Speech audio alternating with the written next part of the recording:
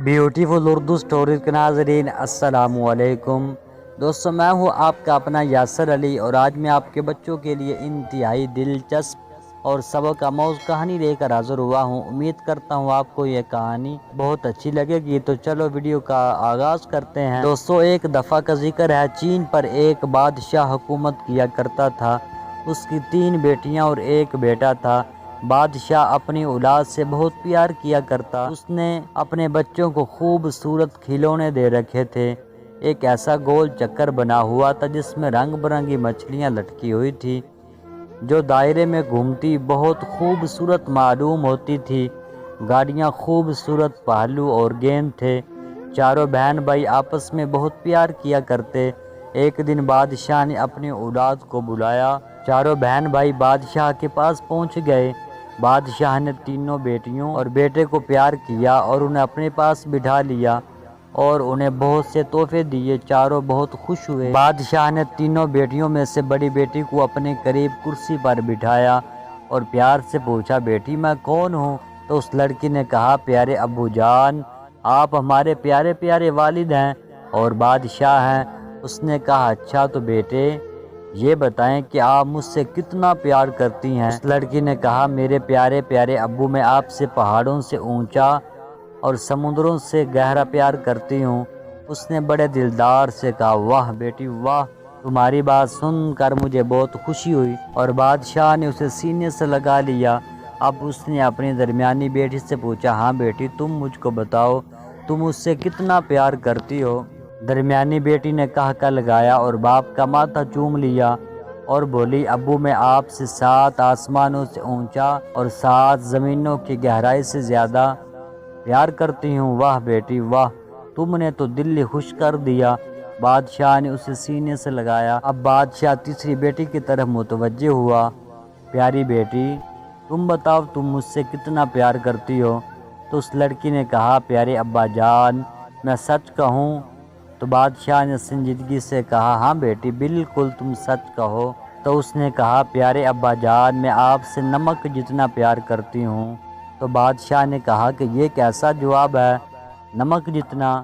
تو اس لڑکی نے کہا، ہاں ابو میں آپ سے نمک جتنا پیار کرتی ہوں۔ اس پر بادشاہ کو غصہ آ گیا۔ اس نے تالی بجائی، سپاہی حاضر ہو گئے۔ اس نے حکم دیا کہ اس بیوقوف لڑکی کو جنگل میں چھوڑ آؤ تاکہ اسے باپ کی قدر معلوم ہو۔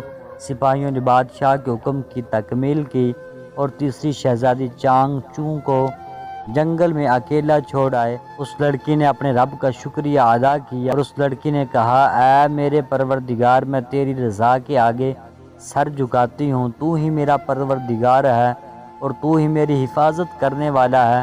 شکر ہے تیرا، جیسے بھی تو رکھے۔ وہ اللہ کے حضور سر سجود ہو گئی۔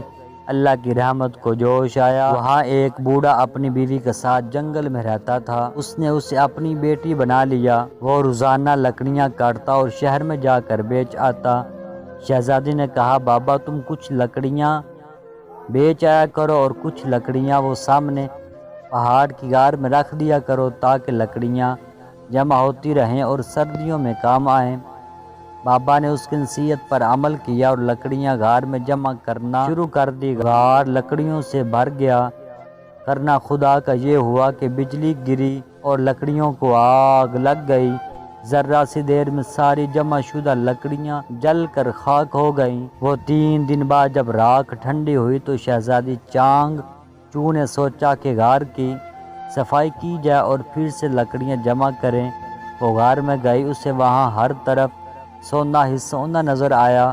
وہ اس لیے کیونکہ وہ غار سونے کا پہاڑ تھا۔ شہزادی نے کچھ سونا بیچ دیا اور غار کے باہر ایک محل بنوا لیا۔ محل بہت شاندار تھا۔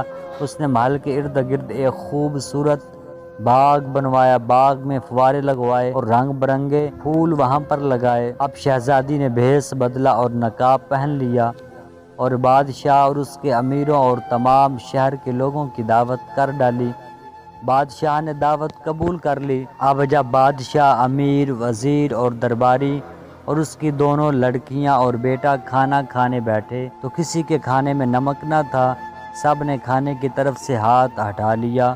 شہزادی چانگ چو نے بادشاہ سے کھانا نہ کھانے کی وجہ پوچھی تو وہ کہنے لگا یہ کھانا تو بہت بد ذائقہ ہے، کسی کھانے میں بھی نمک نہیں، میں یہ کھانا نہیں کھا سکتا۔ بادشاہ کی بیٹے اور اس کے درباریوں نے بھی بے نمک کھانا کھانے سے انکار کر دیا۔ بادشاہ سلامت کہ آپ نمک کو اتنا پیار کرتے ہیں کہ اس کے بغیر کھانا نہیں کھا سکتے۔ بادشاہ نے کہا ہاں، نمک کے بغیر ہر کھانا بے ذائقہ ہوتا ہے اور کھانے میں نمک نہ ہو تو وہ کھایا نہیں جا سکتا۔ میں تو کہتا ہوں کہ نمک کے بغیر کھانا ہی نہیں چاہیے۔ تو اس لڑکی نے کہا اچھا تو یہ بات ہے، آپ نمک کے بغیر نہیں رہ سکتے؟ بادشاہ نے کہا ہاں یہی بات ہے۔ اس وقت شہزادی چانگ چو نے اپنے چہرے سے نقاب ہٹا دیا اور کہنے لگی ابا حضور، میں نے سچ کہا تھا کہ میں آپ سے نمک جتنا پیار کرتی ہوں۔ بادشاہ بہت شرمندہ ہوا، اس نے بیٹی کو سینے سے لگا لیا اور اسے گھر واپس لے آیا۔ تو دوستو آپ کے لیے سبق یہی ہے، کوئی بھی فیصلہ سوچے سمجھے بغیر مت کیا کریں۔ جب کبھی کوئی فیصلہ آپ کی طبیعت کے خلاف بھی ہو تو دوستو اس کے بارے میں سوچیں کہ اس میں میرا بھلا ہے یا میرا نقصان۔ امید کرتا ہوں دوستو آپ اس بات پر عمل کریں گے۔ ملتے ہیں نیکسٹ ویڈیو میں، تب تک کے لیے اللہ حافظ۔